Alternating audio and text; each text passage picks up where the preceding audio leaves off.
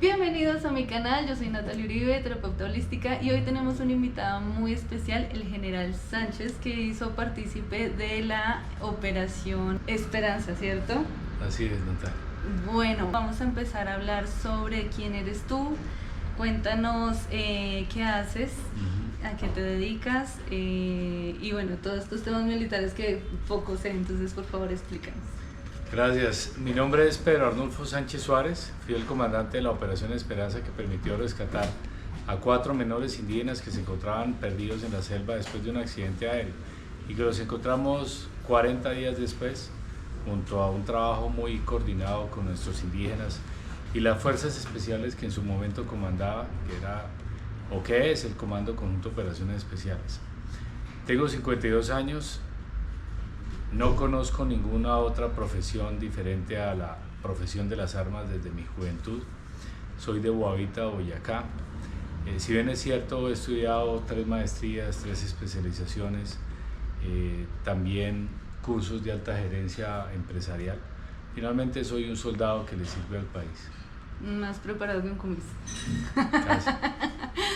Bueno, cuéntanos un poquito cómo llegaste a ser, me corriges, militar.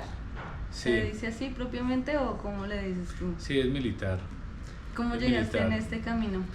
Bueno, ¿O por qué llegaste a este camino? un primo de mi mamá, el coronel Jorge Suárez Medina, fue una vez cuando yo estaba ya casi en comienzos de 11 bachillerato al pueblo. Yo estaba jugando voleibol en el parque, feliz, sin camisa, y luego mi mamá me llamó y me dijo: mire, que el coronel dice que sería bueno que usted entrara a la Fuerza Aérea.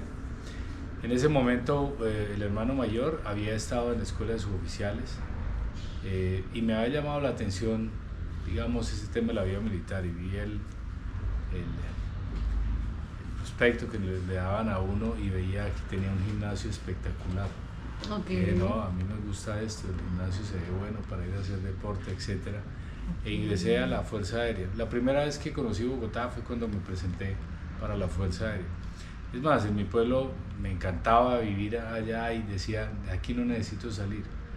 Pues saber cómo es una ciudad, etcétera, pues la veo en televisión, pero aquí lo tengo absolutamente todo. Pero eran los pensamientos de niño, porque finalmente en algún momento tenía uno que estar trabajando. Me presenté acá, ingresé, y la primera vez que viajé en avión también fue cuando nos transportaron de Bogotá a Cali. Para mí fue algo totalmente nuevo y de ahí comencé a aprender lo que es servir, pero servir a la patria a través de la profesión de las armas.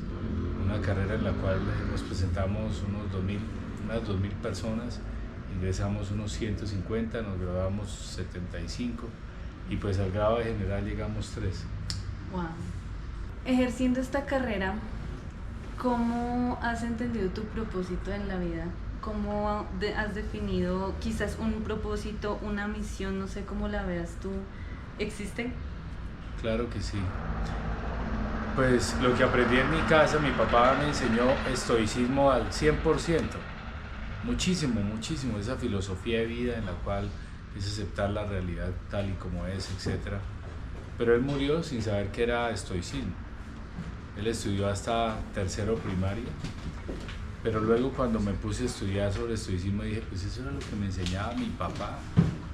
Lo que pasa es que pues él era, en ese momento fue albañil, también fue policía, finalmente comerciante, no tenía etcétera. nombres técnicos. Sí, a veces le colocan, lo bautizan, como por ejemplo me acuerdo el término de diplomacia.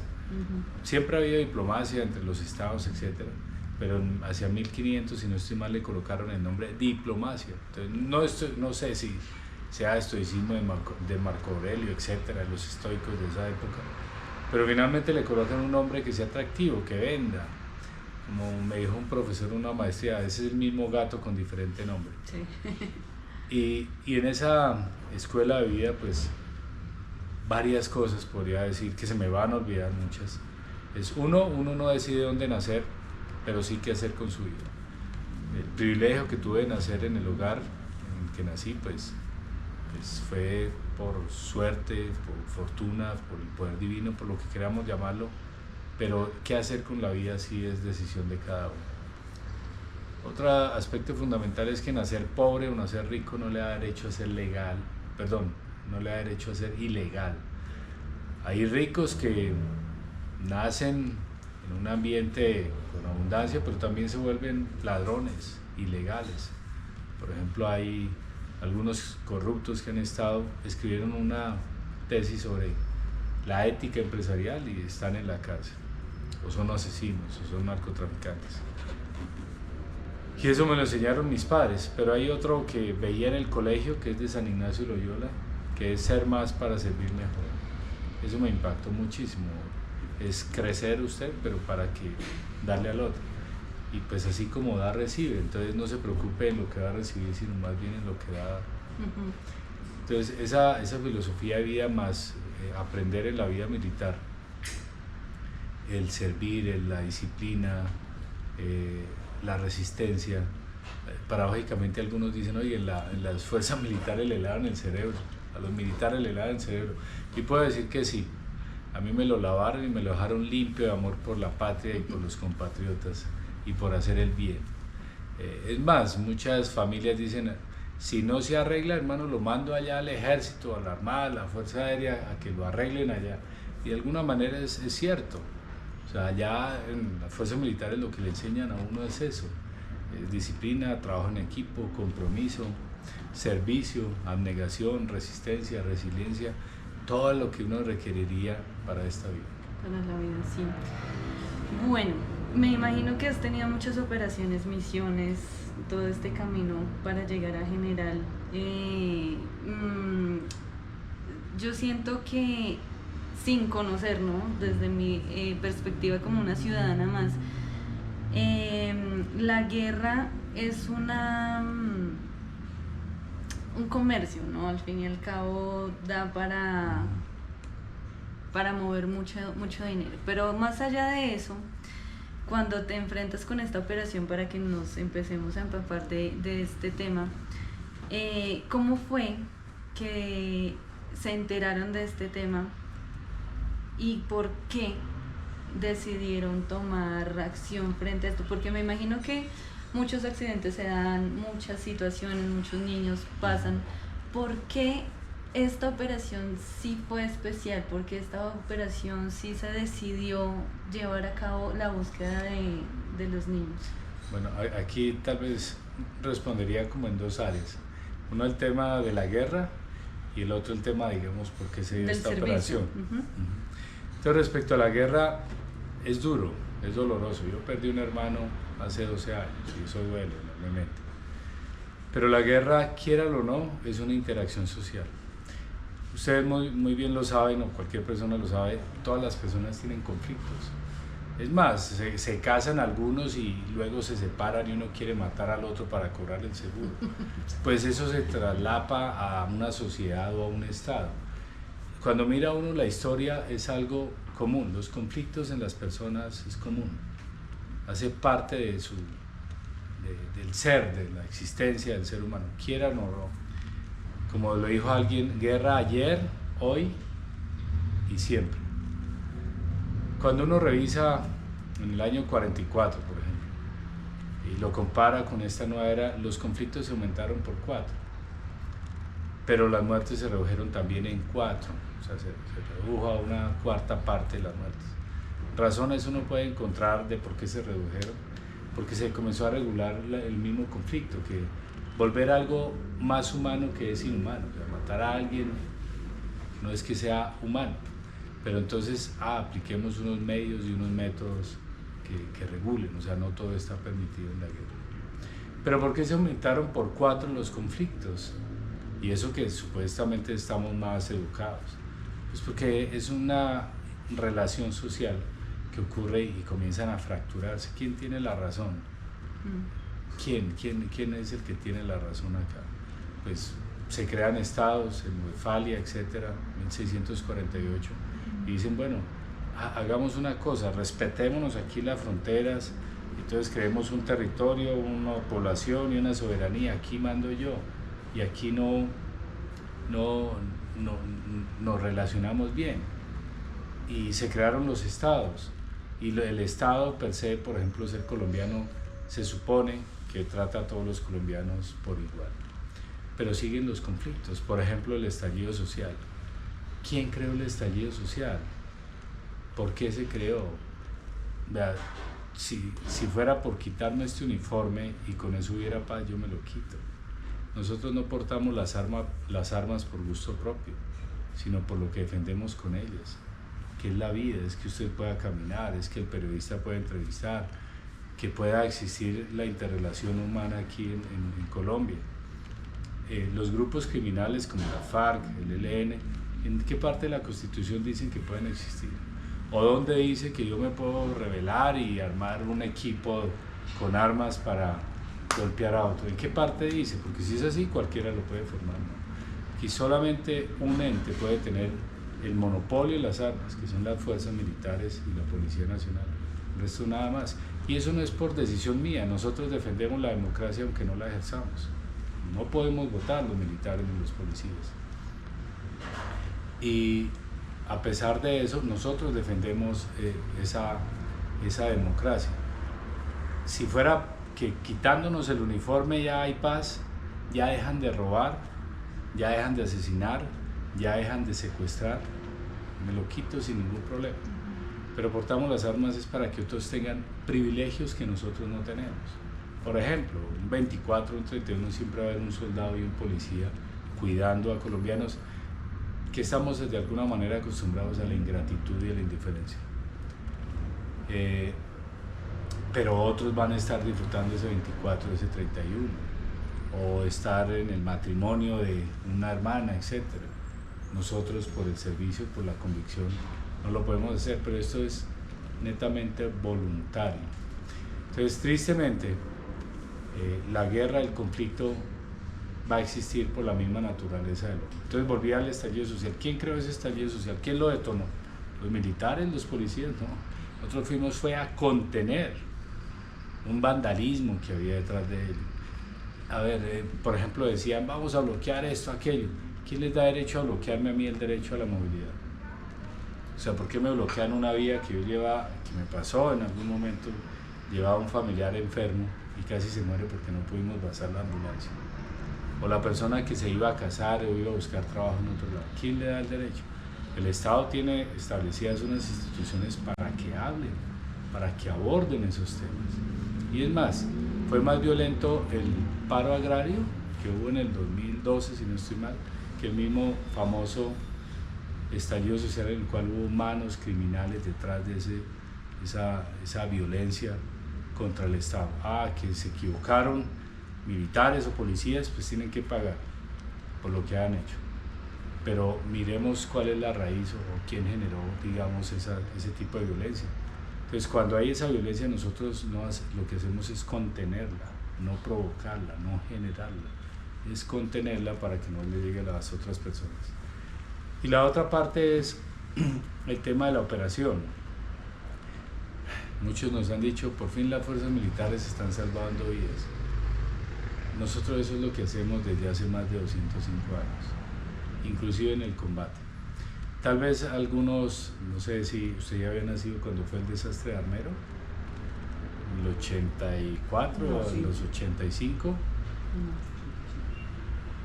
Bueno, casi 30.000 personas murieron, pero quienes llegaron allá a salvar vidas fueron militares y policías. Cuando uno ve los desastres naturales, los primeros que llaman son militares y policías. Cuando la van a robar a usted o le intentan, no sé, si le pasara algo a usted, ¿a quién llamaría? Es a las fuerzas militares y a la policía. ¿Y quién está secuestrando o afectando la seguridad suya? Son otros, no somos nosotros. Entonces nosotros, inclusive en el combate, siempre estamos salvando vidas.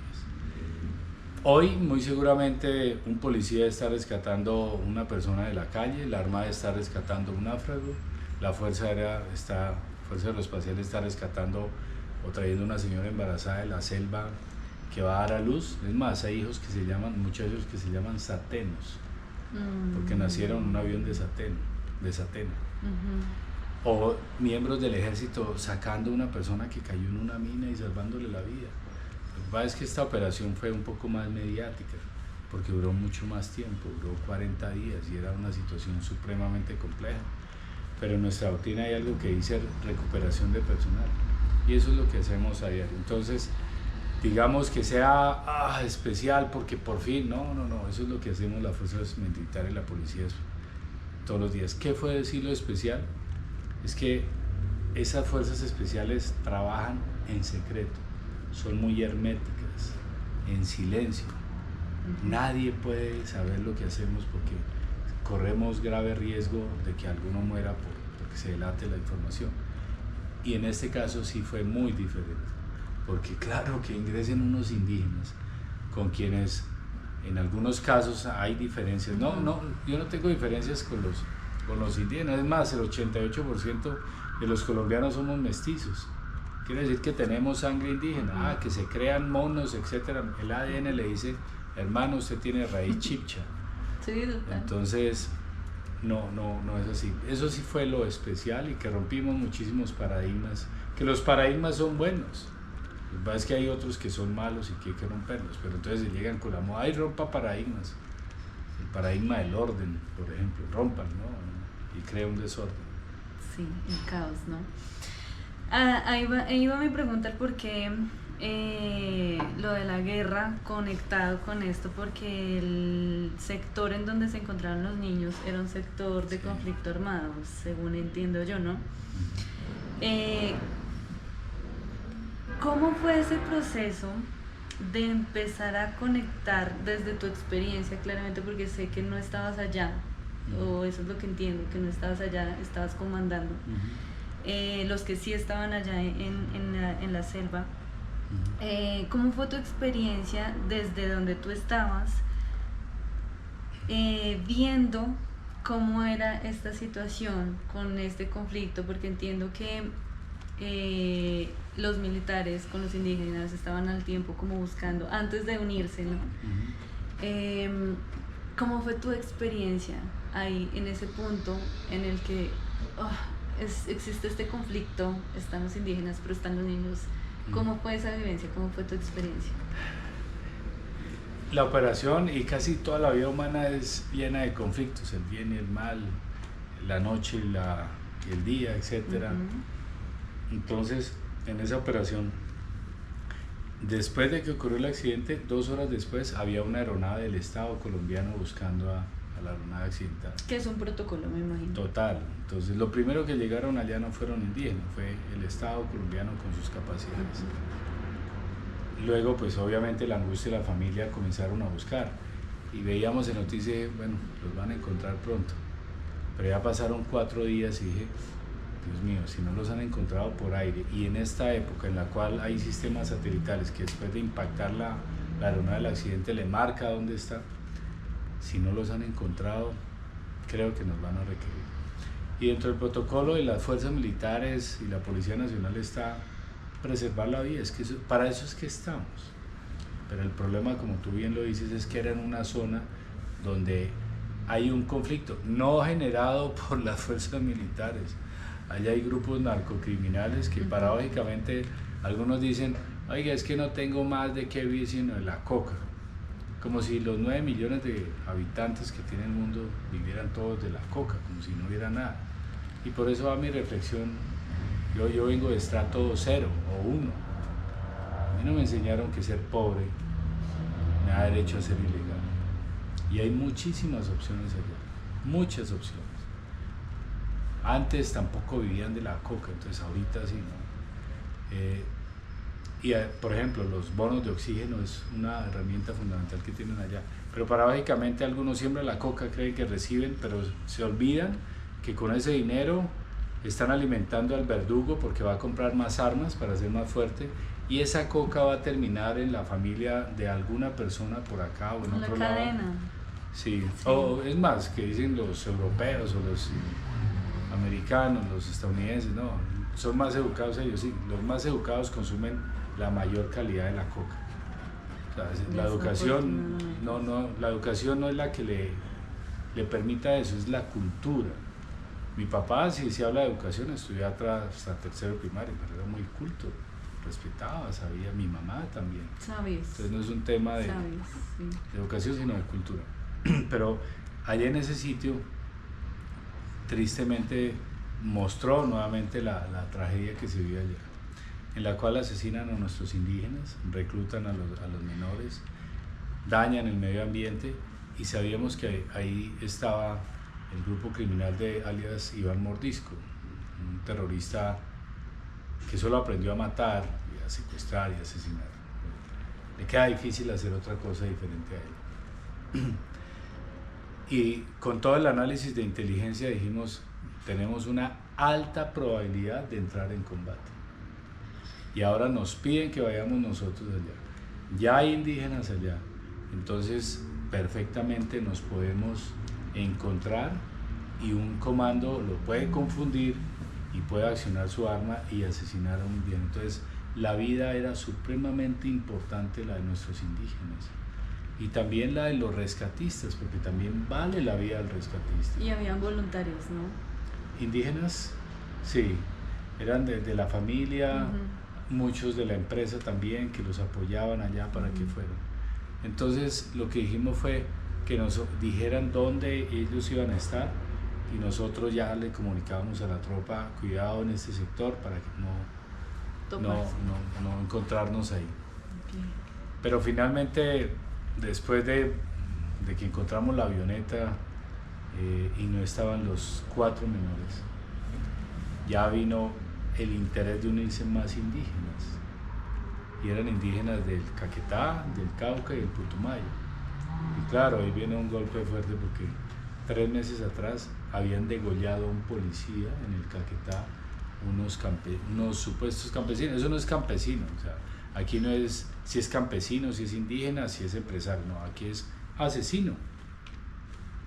No importa el sexo, raza, color de piel, estatus, condición social. Sí, pues la acción. Es la acción. Entonces, claro, genera esa desconfianza. Y cuando mirábamos ahí decíamos, algunos de ellos vienen de zonas duras, de zonas complejas, puede ser que estén infiltrados ahí. Y después comprobamos que habían algunos que digamos tenían alguna relación, pero en este momento primaba era lo humanitario, y era abrirnos a eso y encontrar herramientas, mecanismos para poder actuar. Claro, es un shock que uno le dice, ¿y ahora cómo lo hacemos? Me imagino que lo normal en esos casos, que fue como se accionó al principio, fue trabajar individualmente, ¿no?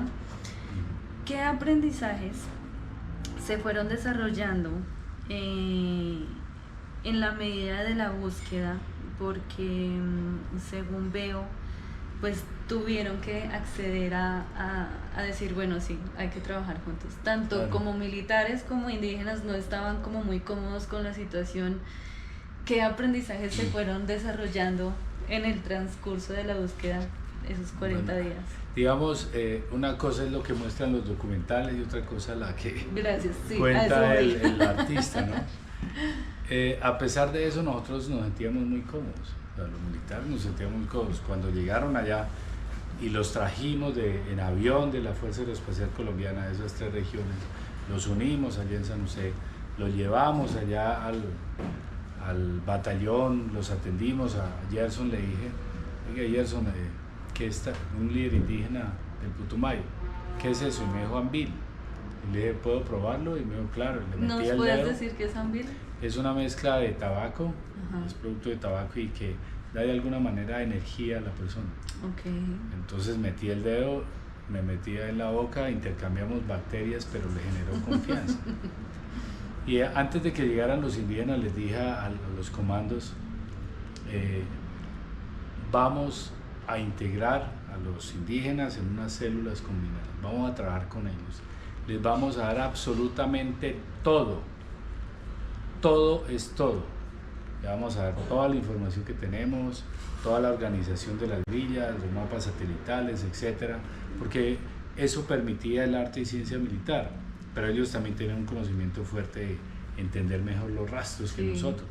Claro, es igual que Waze, por ejemplo. Entonces uno puede llegar aquí a Bogotá y utilizar el Waze y llegar, y hacíamos eso nosotros y sabemos cómo porque los hombres de nosotros también son expertos. Es más, hay indígenas dentro de nosotros. Nosotros como fuerzas militares somos un microcosmos del país. Demográficamente uno lo ve ahí, entonces tenemos negros, indígenas, mestizos, blancos, etcétera. Entonces tenemos indígenas ahí. Entonces también sabemos de eso, pero obviamente no todos son del mismo nivel. Entonces es como si alguien tuviera la pieza, un rompecabezas y nos ayudara. Pero al igual que en un equipo de fútbol, no todos pueden ser delanteros. O sea, yo no puedo patear, soy el director técnico.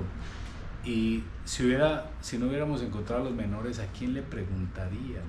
¿A quién le pondrían el dedo en la llaga por no encontrarlos? Pues obviamente a nosotros que nos encargaron esa misión. Para eso es que los colombianos pagamos impuestos, para que alguien nos defienda. El país dice quién quiere o quién está dispuesto a ofrendar su vida para defendernos de alguien que nos intenta matar, y levanta uno la mano voluntariamente. Entonces, ¿qué el país tiene que hacer con esas personas? Pues obviamente darnos los recursos acorde a las capacidades para eso. Entonces, en ese no todos pueden ser delanteros, pues tenía que estar ahí armando esa orquesta para que funcionara. Y dijimos, van todos ahí. Y se fueron todos los militares allá y creamos las células combinadas. Entonces dije, explíquele cómo se abre una oración de campaña, cómo no sé qué, y le comentaron ahí, cómo nos montamos al helicóptero. Y hay muchas cosas detrás de eso. Por ejemplo, antes de ingresar se le hacía un examen médico a cada indígena. ¿Quién coordinaba eso? Eso nos ayudó el bienestar familiar, nos ayudó la gobernación del Guaviare. No eran solamente ese grupo de indígenas. Ah, ok, o sea, no llegaban así porque sí, sino sí, ustedes definían quién podía ir. No, o cómo digamos, los indígenas que venían fue Giovanni Yule de la Dirección de la Unidad Nacional de Restitución de Tierras, quien aglutinó eso pues por unas instrucciones del presidente de la República, y entonces ya organizaron las comunidades. Pero también tenía que revisarse, si a eso te referías, quién ingresa o no. Pues claro, uno no va a meter un enfermo allá que vaya a ser un problema. Y le revisábamos que tuvieran equipos, que estuvieran viendo, oye, tienen que llevar esto, tienen que llevar aquello. Es que no van de... Que estuvieran preparados. No van de una búsqueda como ocurre, digamos, en las comunidades indígenas, que es alrededor de la aldea. No, eso es en lo más profundo de la selva, una selva total virgen. Entonces allá usted no va a tener acceso a recursos como lo tenía ahí al lado de su aldea, que se alejan unos kilómetros, no, son cientos de kilómetros que teníamos. Ok, quiero que aclaremos ese punto en este momento, porque ¿cuánto fue, que era lo que nos contabas en la conferencia de los líderes? Sí. Yo lo dimensiono, o sea, yo no lo dimensionaba primero que todo, pero cuando tú mostraste estas gráficas allá, ¿cuánto fue lo que se caminó? ¿Cómo era esa dimensión? Porque no era poquito. Fueron 320 kilómetros cuadrados al inicio de la búsqueda, que es como el 80% del tamaño de Bogotá. Que decíamos, eso fue lo que me impresionó. Si a uno se le pierde en un centro comercial o en el apartamento, la esposa o el esposo, ahora allá en la selva, que nadie da razón. Y luego se fue reduciendo a 20 kilómetros, reduciendo a 20 kilómetros, luego a 5 o 6 kilómetros, y ya se fue achicando. Pero entonces dividimos todo en unas grillas o cuadrículas que llamamos de 1 kilómetro por 1 kilómetro. Cada grilla o cada cuadrado lo dividíamos también en 4, en colores. Y nuestros sistemas satelitales iban reportando por dónde iba pasando cada uno para ir asegurando que íbamos reconociendo absolutamente todo. Y por otra parte, pues los indígenas iban haciendo lo mismo. Los indígenas, por ejemplo, cuando nosotros llegamos allá, los indígenas, algunos indígenas, o la mayoría, estaban buscando al oriente del río Apapores, y todo daba a ver al occidente del río Apapores. Ok, ¿por qué? Por las creencias de ellos, por las orientaciones de ellos, que aquí la pitonisa me dijo esto, nos marca aquí la energía de esto. Pero cuando se empiezan a encontrar con nosotros científicamente sabíamos dónde, o con nuestros Ya técnicas quiero ir. iban. Cuando empezamos a tener esta conexión con lo espiritual, con el lado científico de ustedes, que claro, ellos se guían por mucho de lo que son los espíritus, los claro. Elementales, ¿no? Sus gurús, los chamanes. ¿Cómo empieza a haber esta interrelación con la información que ellos tienen con la de ustedes? Porque claro, basado en lo científico, sí. Ustedes tenían una información, claro. En lo espiritual, ellos tenían otra. ¿Cómo sí. La empiezan a integrar? Yo vuelvo a tal vez una pregunta que no terminé de complementar de cómo esas diferencias y los aprendizajes. Un aprendizaje fundamental no es aprendizaje, la verdad, es simplemente... O uno podría decir, bueno, demos un aprendizaje, y no es que me sienta pues que conozco, pero es que son cosas básicas.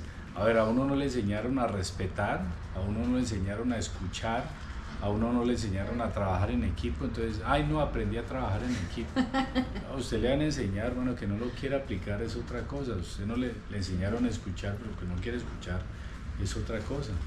El poder de la humildad es como reafirmar eso, y el poder de la humildad es reconocer que uno no lo sabe todo, que alguien puede aportarle, y la humildad no es riqueza, la humildad es limitación. Cuando uno mira índice de humildad, más bien es índice de pobreza, y lo contrario a la humildad es la soberbia, no es la riqueza. Hay personas con dinero que son humildes, entonces a veces no, es que muy, no, pobre, o sea, yo vengo de un lugar pobre, yo, Pedro Sánchez, ¿qué? O sea, no pasa nada. Y eso hace parte del estoicismo, de reconocer esa parte. Entonces allá les dije, denle absolutamente todo. Entonces dijimos, aquí el 10% de la capacidad militar la vamos a emplear con los indígenas. Y el 90% lo vamos a emplear con nuestra arte y ciencia. Entonces ese 10% era con los indígenas, y los indígenas de alguna manera los entiendo, pues veían solo esos 10, no veían a los otros al 90% que estaban ahí buscando en otras zonas, y pues creían que eso era todo, pero no, había mucha tropa buscando por toda parte, porque en la selva donde estábamos era bien, a 5 metros no se observa absolutamente nada. Árboles de 40 metros, 16 horas al día lloviendo, animales peligrosos, plantas venenosas, muy complejo la búsqueda. Uno pasaba a 5 metros, es que imagínense, a 5 metros y no. Es más, cuando contrastamos por donde caminamos nosotros, pasamos a 40 metros de los niños, según las huellas que contrastamos, y no los escuchamos, no los vimos. Entonces les dije, denle absolutamente todo, y yo ya siempre preguntaba, ¿cómo va la relación allá con ellos? Y hablaba con los indígenas, les decía, ¿cómo va usted? ¿Cómo se siente? Porque, a ver, si moría algún indígena, ¿a quién iban a llamar a preguntar por qué murió? Y yo tenía que responder,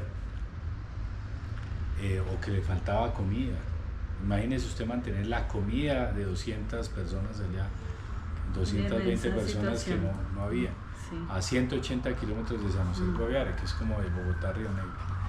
Entonces los comandos me reportaban bien, pero ellos son muy desconfiados. Nosotros hacíamos 2 reuniones como militares en el día, paralelos.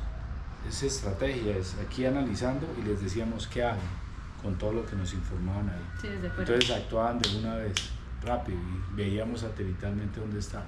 Los indígenas es otro estilo, entonces ¿qué hubo? ¿Ya iniciaron los indígenas a buscar? No, están en su ritual espiritual. Y yo, bueno, pues que estén en el ritual espiritual, hermano. El grupito pequeño, acompáñenlo allá, ojo, cuídenlos allá, denle, suministrenle todo, etc. Y eran desconfiados. Entonces, claro, cuando los indígenas ingresaron allá, pues sí, ellos saben, son unos maestros, pero hay cosas también que no saben. Y entonces, claro, llegaron allá, unos llegaron con un morral que no les aguantaba nada, la intemperie, con latas, pero no tenían suficiente comida, etc. Y los comandos les dieron comida a ellos. Y entonces, claro, ya sintieron esa necesidad, obviamente, y recibieron la comida. Y confiar. Y luego ya cuando le llegó a ellos otro tipo de comida que le llevamos, Entonces ellos prepararon, por ejemplo, un sancocho y los comandos prepararon la arepa 5 huevos y los indígenas le dijeron, ¿por qué no nos dejaron morir de hambre? Les damos ahora a ustedes de comer. Entonces se nota la humildad pero, de los indígenas, pero también la disposición que siempre hubo en nosotros para adelantar todas esas acciones. Para generar esa confianza. Sí, y así se fue generando, o sea, es obligado, o más bien es que no hay otra opción sin unirnos. Y eso lo tenemos claro nosotros como militares y lo tenemos más claros con las fuerzas especiales. No, a nosotros nos asignan una misión y foco en la misión, que hay que hacer esto, abrirnos, etcétera. Sí, ajustamos la estrategia, pero nunca cambiamos el objetivo. Wow. Bueno, esas barreras, ¿cuáles fueron? Bueno, además así, de la intemperie, de la situación, el ambiente. Una fuerza militar es sencilla de mandar porque todo está estandarizado. Entonces uno dice un pelotón, forma luego una compañía, luego un batallón, o sea, los va sumando y forma un poder de combate y da una orden y todos giran así. Por eso es que somos así, o sea, porque nos da esa flexibilidad de crecimiento bastante fuerte. Pero también hay unas normas y no se da ese libertinaje, porque algunos dicen, no, más libres, etcétera. Es que son las armas que nos están entregando, armas que son letales y no pueden ahí a cualquiera que se le ocurrió hacer esto, hacerlo, ¿no? Tiene que estar todo muy bien organizado, muy controlado, pero también muy flexible. Y eso incluye también unos estándares de cómo hablamos, cómo nos comportamos. Y claro, cuando nos decidimos aceptar ese ofrecimiento de integrarnos, ya uno dice, uff, aquí primero se rompe el secreto,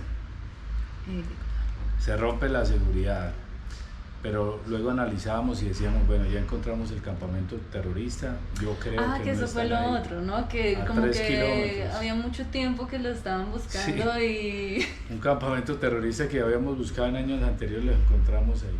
¿Y qué pasó ahí en ese momento? No, claro, cuando nos reportaron, ¿lo encuentran y qué? Dije, activamos inmediatamente todos los protocolos listos para entrar en combate. Entran en combate y vamos con toda la fuerza. Pero ya era un campamento abandonado. Más o menos un año y medio ya estaba abandonado. Era una sastrería, etc. Y entonces... perdón, pregunto, ¿estaba cerca de los niños? A 3,5 kilómetros donde fue el accidente. Pero sobre el río Apapores.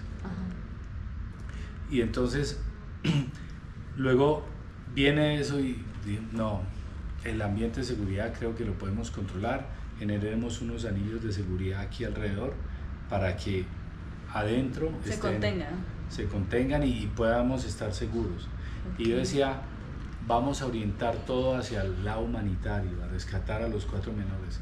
Y por dentro decía, imposible que sean tan miserables que interfieran en un actuar humanitario, pero sí son miserables, porque durante esa búsqueda, el 21 de mayo, si no me falla la memoria, asesinaron a 4 niños indígenas allá en esa misma área, en ese mismo sector, que los habían reclutado y los asesinaron, y por eso hubo una ruptura con esos bandidos en esos departamentos, y entonces dijimos, uy, aquí otra vez va a ser conflicto, etcétera.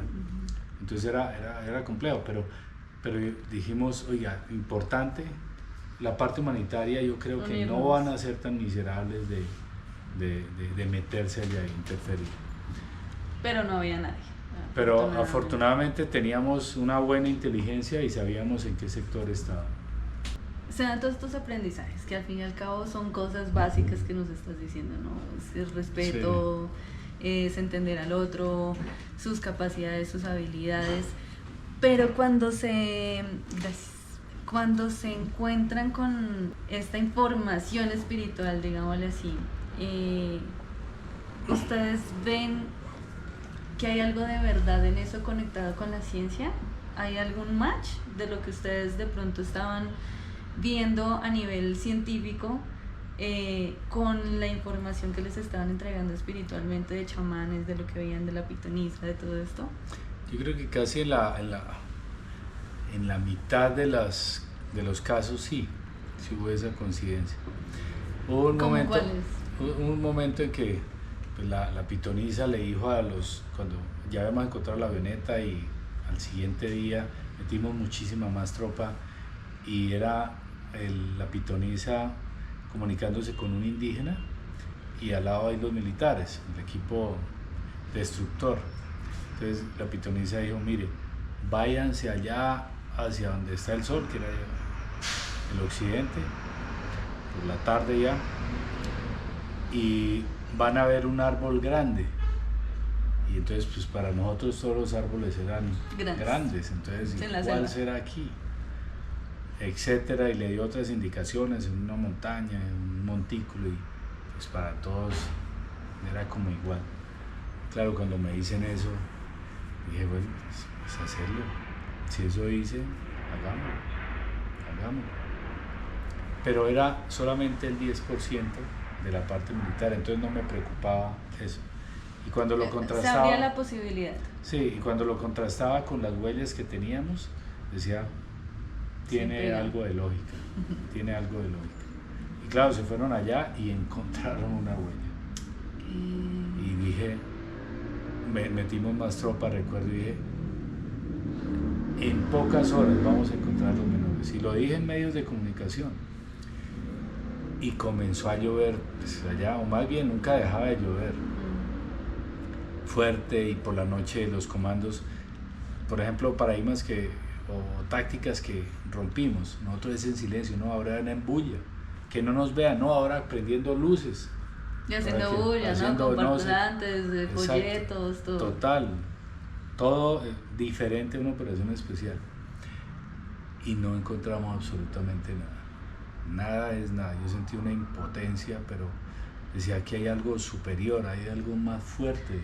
A eso quiero llegar. Cuando se empiezan a acercar a los niños, ¿hubo algo que ustedes hicieron, que nos contaste en la conferencia, de la tortuga, qué fue lo que tuvieron que hacer para que le dijeran ese espíritu grande, lo que sea que le llamemos? Bueno, todas las personas pensamos diferente. En algún caso me decían, oiga, usted parece que no fuera católico, que creyera en otros espíritus, etc. Es un respeto, pero así como hay buena energía que uno saluda a una persona y siente buena energía, hay otra energía que uno dice, o sea, la energía existe. Sí, se siente Entonces allá también se percibía eso. Y me le acerqué a un líder indígena y le pregunté que si lo que había hecho estaba bien. Y me dijo, ¿qué hizo? Le pedí permiso a la madre selva, que me permitiera encontrar a los menores. Entonces en un momento me preguntaron eso y dije que había hecho eso y que indicaban que sí, pero era una impotencia supremamente fuerte. Pero esa misma pitonisa que dijo que estaban allá y que encontramos una huella y luego no encontramos absolutamente nada, que eso era incertidumbre, una montaña rusa de emociones. Dijo, ahora está a 5 kilómetros al oriente, dijo, 5 kilómetros se va a mover en 6 horas, en medio de la selva. Es absurdo. Y entonces que sí, que no sé qué, que sí, cuando teníamos otro pequeño grupo y dije, bueno, ingresémoslos ahí, en helicoportado, haciendo un asalto, etcétera, y de ahí se desprenden a buscar otro sitio. No había absolutamente nada allá. Era algo que no era lo lógico, que no era lo correcto. Y así hubo muchas cosas que nosotros enfocamos esfuerzos allá, sin descuidar lo esencial, lo que nos decía la evidencia, es que está aquí, hermano. En un momento entonces me dijeron que necesitaban meter aguardiente. En los helicópteros nosotros combatimos, por ejemplo, sustancias que causan daño, la coca, pero me pidieron que transportara coca para los indígenas, para mambiar, y toda la que quieran, hermano. Yagé, todo el que quieran. Sí.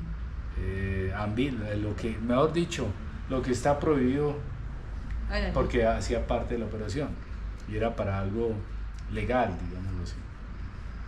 Entonces le metimos aguardiente y ahí se ve una foto donde se combinan esas dos culturas que le decía, o sea, el aguardiente para engañar al duende por parte de los indígenas y una brújula de nosotros del arte y ciencia militar para orientar el norte exacto y orientarlo a los puntos cardinales. Entonces le pregunté a una mayor del Cauca que si lo que habíamos hecho con el aguardiente era bien, y me dijo, ¿y qué tipo de aguardiente es? Porque el duende es bien exigente.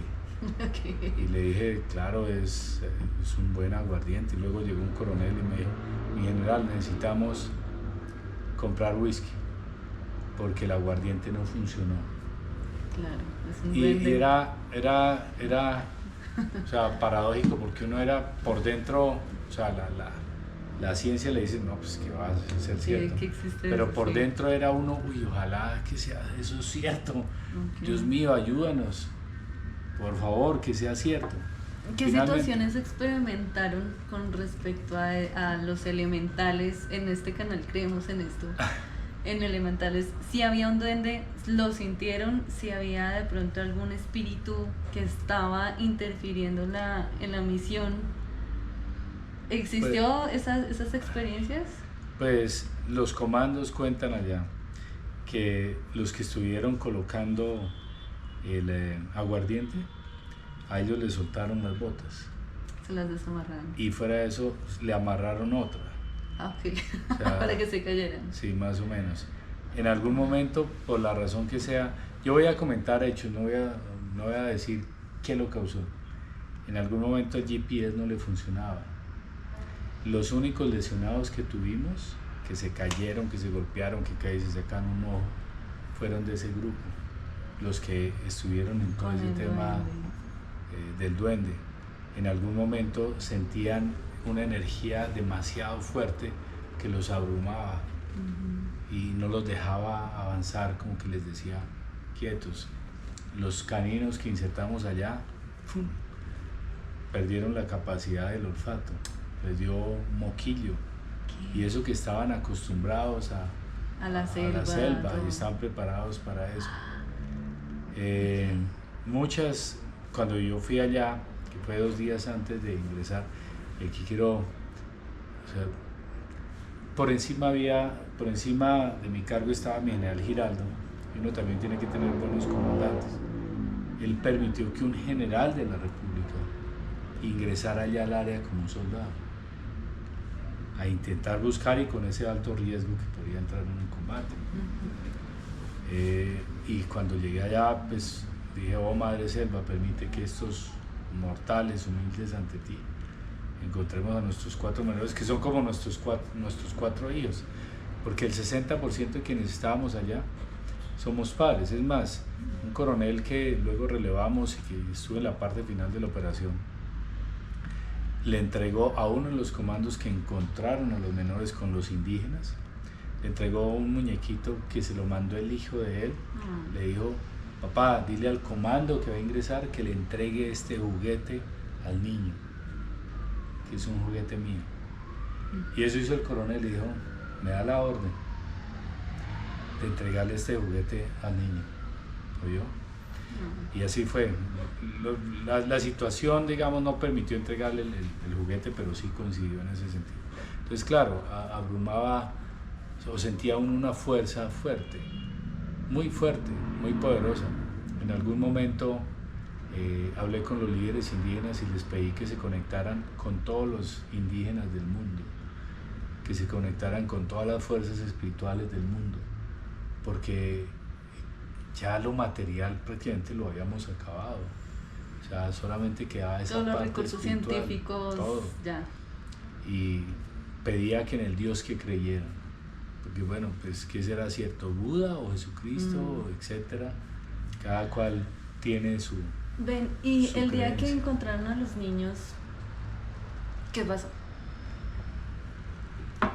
Porque yo ya llevan 40 días, sí, era imposible que los niños estuvieran vivos. Ahí hay algo, una lección, creo que sí, podría decir que es un aprendizaje para mí.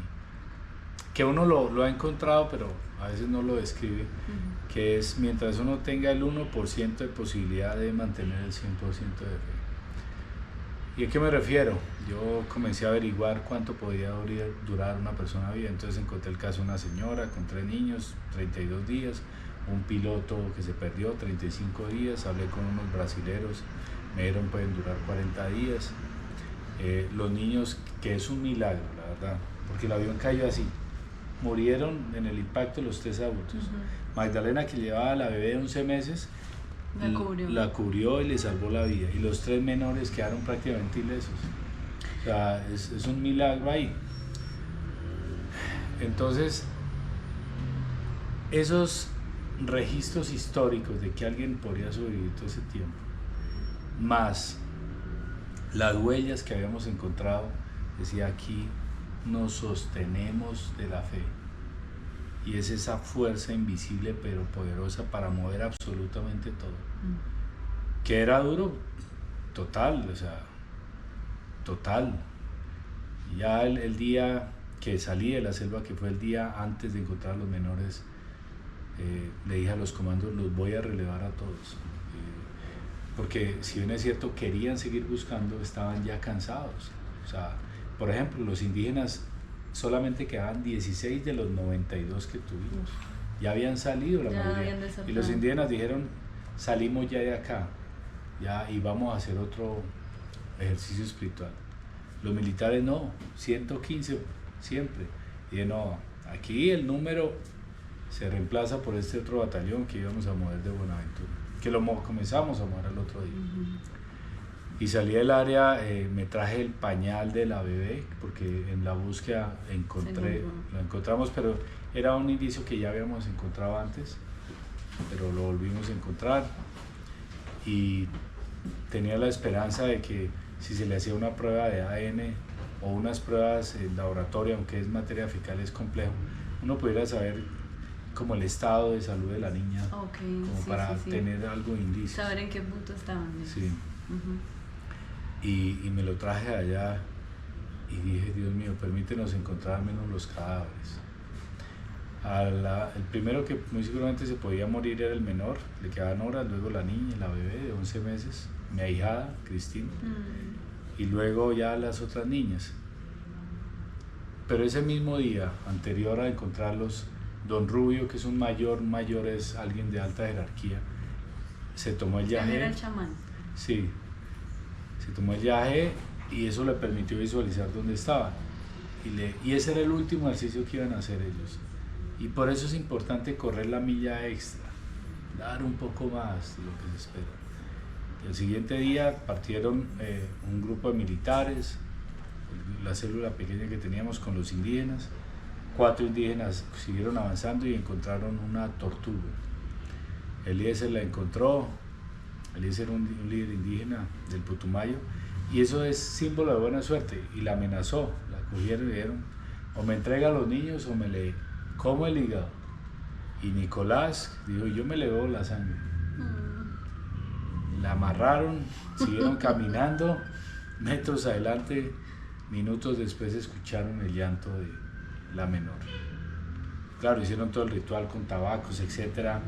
Comenzaron a salir los comandos son los militares de nosotros, sintieron el olor a tabaco, fueron allá, se reunieron, ya venían los indígenas, y se les había olvidado a los indígenas soltar a la tortuga. Dijeron, la tortuga hay que soltarla. La soltaron, y luego que para sacarlos hay que hacer un ritual en la selva. Y yo, no, pero Dios mío, ahí sí dije, no, pero ¿cómo así? Pero dije, ¿cómo están los menores? Conecten ya el pediatra de la Fuerza Aeroespacial Colombiana, un mayor, satelitalmente allá con los comandos, y hágale un diagnóstico. No, que están bien, y aguantan, sí, aguantan, listo, mandemos helicópteros, aviones, enviamos 4 aeronaves, empleamos allá. Pero cuando partimos allá yo veía los radares y veía la imagen satelital, que se veía bueno el tiempo. Había solecito. Sí, claro que ya eran las 5:30 cuando nos enteramos, cuando nos informaron. Aunque los niños los encontraron casi 1:30 antes, pero mientras se enlazaban, etc. Y dije, no, hagámosle. Le pedimos al avión fantasma que llevara bengalas porque estaba muy oscuro, y cuando llegó el helicóptero a sacar a los menores, comenzó a llover fuerte. Es una misión que yo creo que en el mundo el 1% de los pilotos de Black Hawk lo hubieran cumplido. la ejecutó un piloto, una tripulación de la Fuerza Aeroespacial Colombiana, en medio de la lluvia, que en medio de todo lo más complejo y lo más difícil. Ese fue el momento más angustioso para mí. No, claro. Y más peligroso que tiempo. tuvimos durante toda la misión. El más riesgoso. Pero afortunadamente salimos y luego un ritual en San José. Y cuando me senté en el avión, que fuimos a San José del Guaviare, frente a mí estaban unos líderes indígenas, pero totalmente vestidos como indígenas. Y yo les pregunté, ¿y ustedes de qué comunidad son? Y entonces me dijo, no, de los nazis. Pero más a Cauca, ¿qué hacen aquí? Ajá. No, es que también tenemos acá, ya. ¿Y por qué vienen en el avión? ¿Por qué necesitan venir en el avión? Es para proteger a los menores de los espíritus. Y para protegerlos, que la comida que le van a dar, no, pues bien, ¿y qué ritual hay que hacer? No, tal cosa, y no hay problema. Okay. ¿Qué creencia había de...?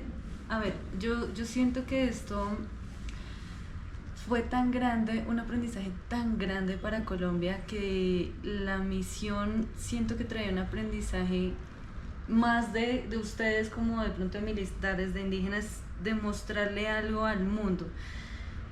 Esta resistencia de la selva, de los elementales, duendes, lo que fuera, de entregar a los niños, ¿cuál crees que fue?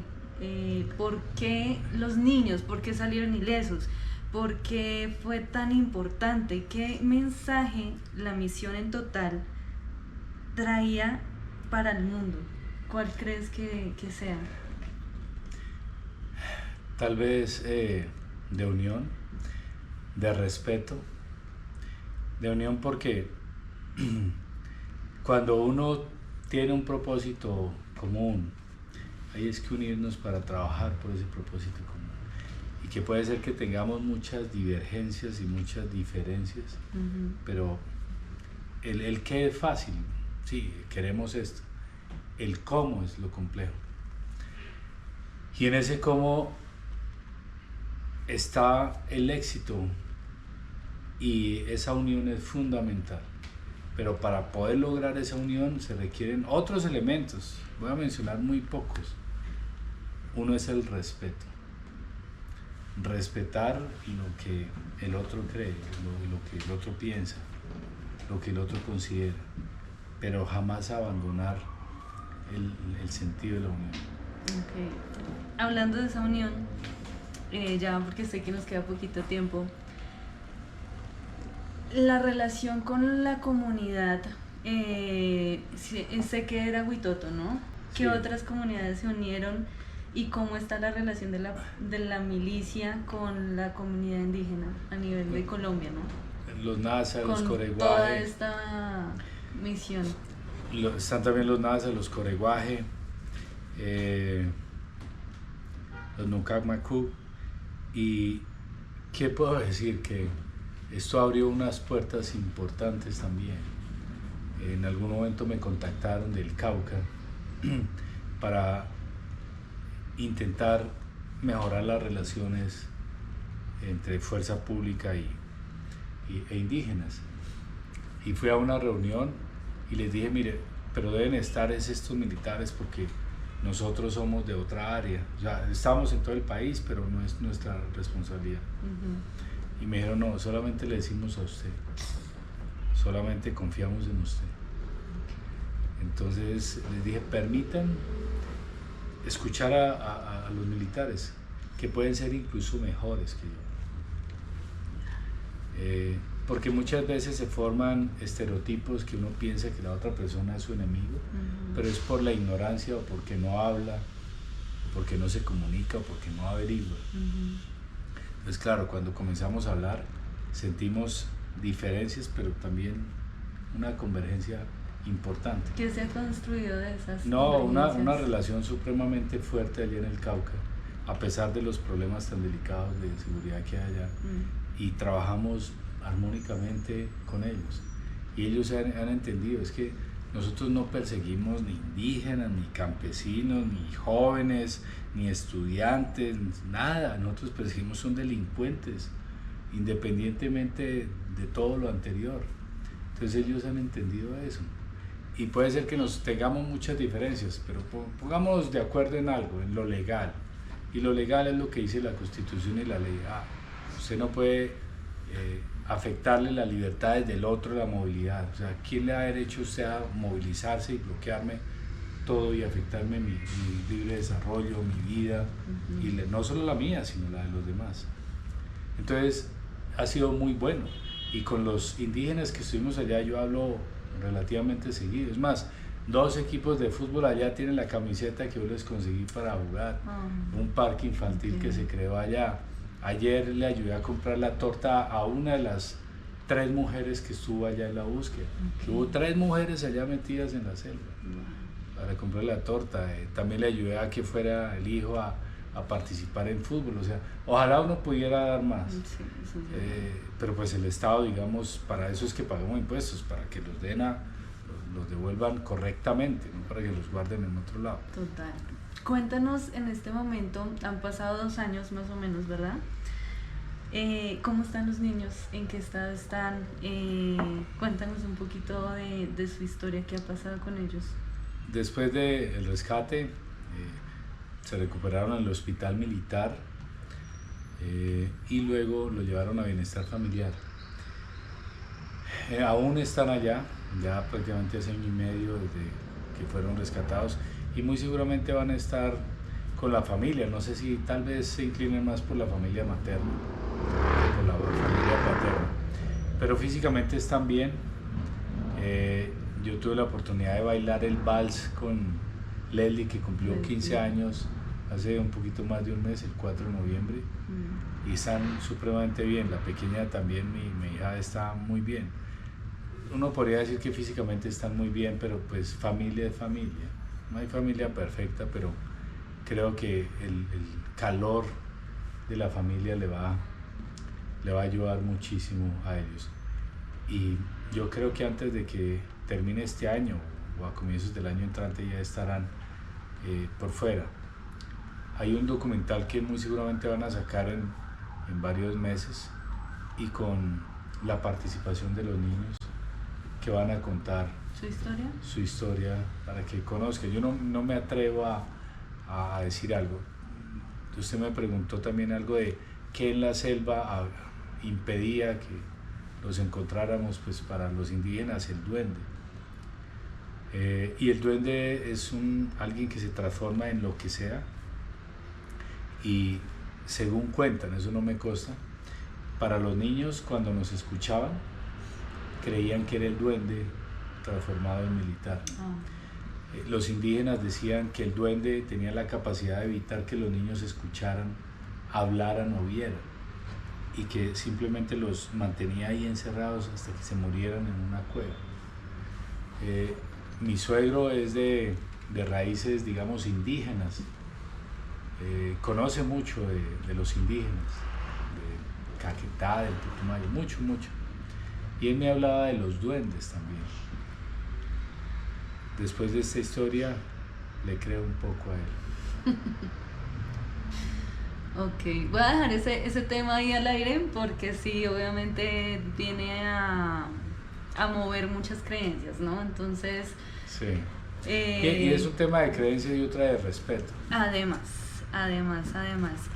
pues se abrieron muchas cosas, ¿no? Como que salieron muchas cosas a la luz. Yo siento que este año pasado, pandemia, abrió unas puertas que muestra mucha oscuridad de la que tenemos en la humanidad, ¿no?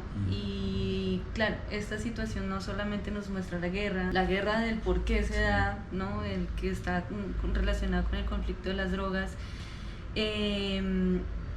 Lastimosamente sé por la situación que estaban pasando los niños, entonces es el abuso infantil, ¿no?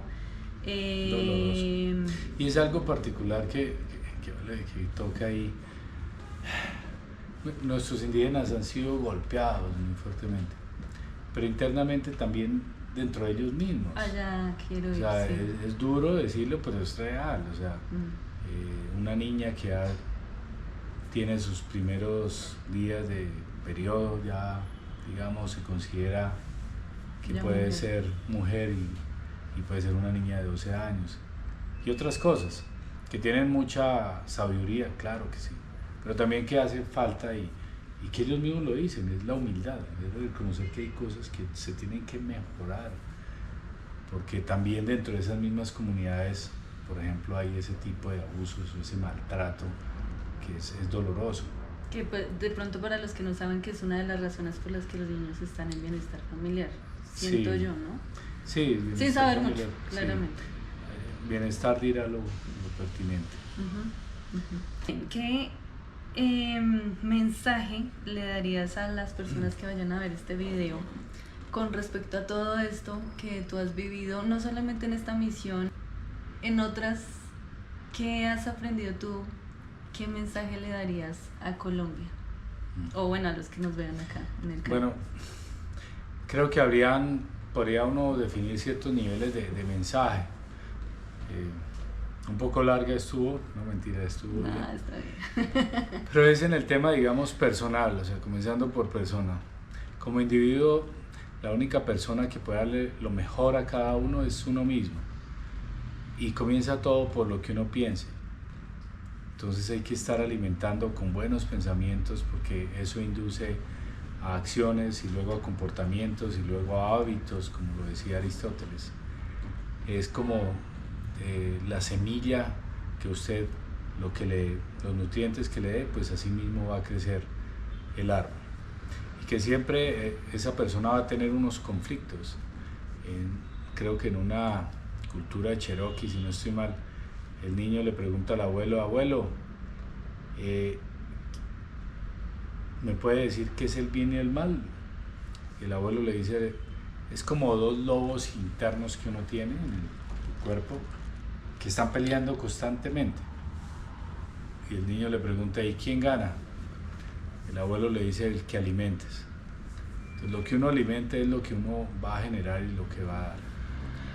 Creo que este video o las reflexiones que hice del caso personal pueden ayudar de alguna manera a hacer más para servir mejor, como lo decía San Ignacio de Loyola. Y que estamos aquí apenas, no sé cuánto tiempo tenga la humanidad, pero vivimos apenas 100 años, 90 años, el 0.00000 no sé qué por ciento vamos a estar en este mundo, y la eternidad vamos a estar en otro mundo. Entonces aprovechemos este tiempo que vamos a estar acá para hacer el bien. Otro mensaje que quisiera dar es que siempre hay que estar preparados, hay que cultivar la fuerza de espíritu, porque uno no sabe cuándo se la vaya a exigir la vida. Y esa fuerza le va a dar la capacidad de enfrentar la adversidad, que el mundo no es como el que sale el sol y automáticamente, ya al salir el sol, entonces funciona el carro, hay comida, se produce automáticamente, el celular ahí mismo se construye, la ropa, no, hay que construirla, hay que hacerla. Pero en esa vida hay momentos muy difíciles que todos tenemos, absolutamente todos. He tenido momentos muy duros y gracias a esos momentos lo vuelven a uno más fuerte, y que esos momentos hay que capturarlos como un aprendizaje. En el área que ustedes trabajen, siempre piensen en que si tienen alguna duda, pregúntense cuál es la misión, cuál es la razón de ser por la cual están ahí. Que antes de renunciar, pregúntense por qué comenzó. Y se empeñen muy fuerte en cumplir la misión, ajustando la estrategia. La misión es finita, es esto. Los medios son finitos, tiene esto. Pero los métodos son infinitos. Las opciones que usted tenga son infinitas. Otro mensaje ya pues un poco más grande es como sociedad, es que unámonos por el lado bueno. Trabajemos para hacer las cosas bien. Mi hijo me decía: papá, si aquí en Colombia vivieran los japoneses, ¿este país sería mejor o sería peor? Si uno compara la cultura japonesa, pues la cultura es la que marca ese territorio. Es igual que en una casa. En esta casa sí viven personas, en la otra también, pero en una puede ser más próspera que la otra. ¿Cuál es la razón ahí? Pues inmensamente la cultura juega un factor fundamental. A nivel de creencias, hay que respetar al otro, siempre y cuando ese tipo de creencias no le hagan daño al resto de la sociedad. y a nivel de país, que ojalá todos respiráramos ese amor que demostramos con los indígenas, con las más de 30 organizaciones que participaron allá, la Aeronáutica Civil, la Defensa Civil, Bienestar Familiar, los bomberos, las gobernaciones, alcaldías, etc. Si viviéramos con ese mismo amor lo que hacemos por nuestro país, podemos darle un mejor futuro a nuestras generaciones. Lo más fácil es a veces lo más malo. Lograr conseguir grandes resultados requiere un esfuerzo enorme, y eso se requiere mucha dedicación y mucha entrega y mucho sacrificio. Que algunos dicen, algunos teóricos, y aquí voy a ir en contra de algunos psicólogos y dirán que estoy equivocado, pero esa es mi filosofía de vida. Algunos le dicen, haga lo que le guste y alinéelo con lo que usted hace o con su trabajo. La vida no es así. Usted tiene que hacer lo correcto, aunque sea lo que más le incomode. Haga lo que sea mejor, aunque sea lo más incómodo para usted. Si quiere ser un buen médico, pues tiene que madrugar y tiene que levantarse. O si quiere ser un gran deportista, tiene que hacer lo mismo. Pero entonces dirá, no, que me voy a levantar a las 5 de la mañana. Entonces ahí viene ese conflicto que hablábamos, el consciente y el subconsciente. Una parte le dice, hermano, vaya y hace deporte, hermano, y se siente bien y fibroso y no coma chicharrón, o coma, pero una vez a la semana. Pero por otro lado, otro le dice, hermano, que vaya a ir a hacer deporte. Mire, todo el mundo durmiendo y usted ahí sí levantado temprano. Sí. La fuerza de voluntad se llama eso. Y ese es como un mensaje, digamos, para el pueblo colombiano, que nos unamos por el lado bueno, por el lado de la fuerza pública, por el lado de lo que es legal, de lo que es correcto. Así nos incomode un poco más. Y por último, que hay que mantener siempre la fe. Mientras tengamos 1% de posibilidad, hay que mantener el 100% de fe. Y que siempre encontrarán en un soldado o en un policía alguien que está dispuesto a dar la vida para que otros vivan. Oh, gracias. Yo tengo una pregunta ya más personal para que finalicemos y cerremos. ¿Crees, obviamente desde tus creencias, que la espiritualidad nos ayudaría a crear un camino mucho más armonioso en lo que es Colombia, que es el corazón de la tierra? No, total. Yo soy totalmente convencido. Estudios científicos hablan de eso. Las personas que creen en algo, que son un poco más espirituales, tienden a ser mejores personas y a lograr grandes cosas. Porque de alguna manera esa espiritualidad yo lo podría asociar con un momento de reflexión íntimo, puro, libre de todo lo material, con lo que crean. Es un momento de reflexión supremamente fuerte para hacer las cosas mejor, para lograr grandes propósitos en bien de los demás. Entonces, claro que la espiritualidad funcionaría muchísimo. Es más, hay estudios científicos de eso, que no tengo la menor duda. Bueno, quiero dejar ahí con ese comentario este video. Muchísimas gracias a los que nos vieron. Yo sé que surgen muchas más preguntas, dudas. Yo también quiero preguntar muchas más, pero bueno, el tiempo no nos va a dar para más. Muchísimas gracias y pues bye bye. No, y gracias a ti. Estoy seguro que así sea una persona que haya tocado su vida y la haya beneficiado, ha valido la pena. Muchas gracias, general, por estar aquí.